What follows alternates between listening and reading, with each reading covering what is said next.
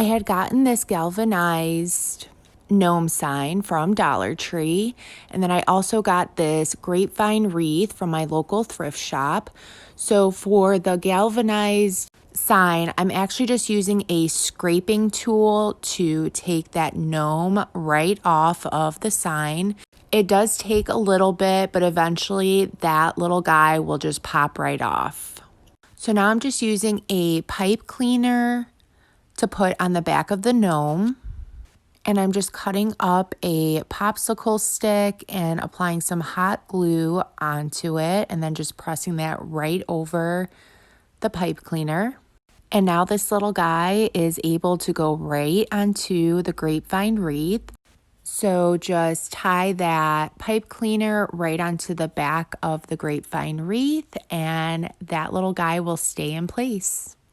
So now using my easy bow maker, I absolutely love this bow maker.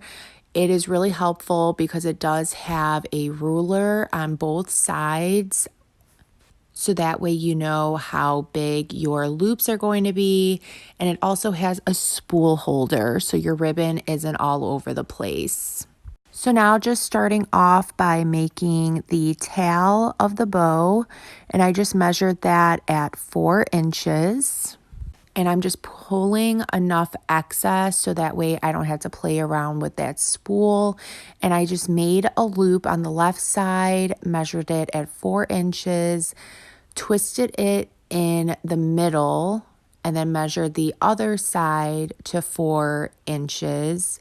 Twisted it again and just did the same thing 2 more times. And I know that went by really fast, so don't worry.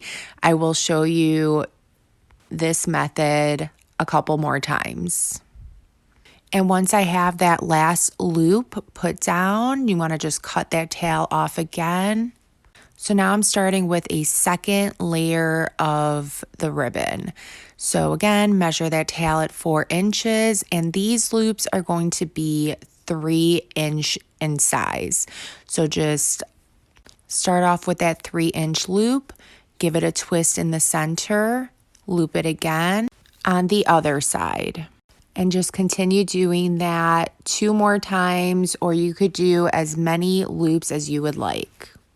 For these, I did 2 loops per color on each side, but now for the smaller ribbon, I'm doing the same method where I'm just creating my tail, looping this one at about 2 inches, and I just created 1 loop on both sides, and I just created a 3rd loop, but I made that very, very small. It was probably about 1 inch in size, and then I just cut that tail off, take that bow right off carefully, and I like to use a zip tie to hold my bows together.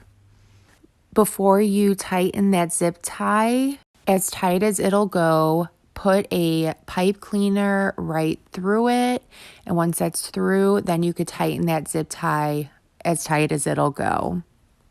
And then I just went all around the bow, and for the tails, I just cut them down to create some dovetails. So all you have to do is just fold the tails in half and then just cut downwards in a triangular form.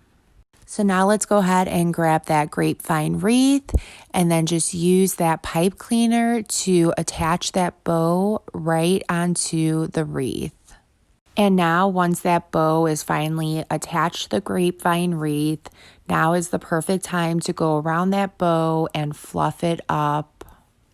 And just look at how adorable this is coming out. I just love it. I then got this package of glittery foam hearts from Walmart for 98 cents.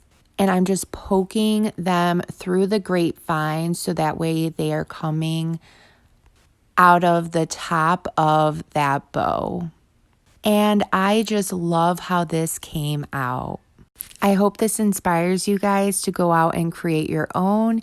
If it did, please be sure to sprinkle the love. Thank you guys so, so much. And I hope you have a good rest of your day. Thanks. Bye.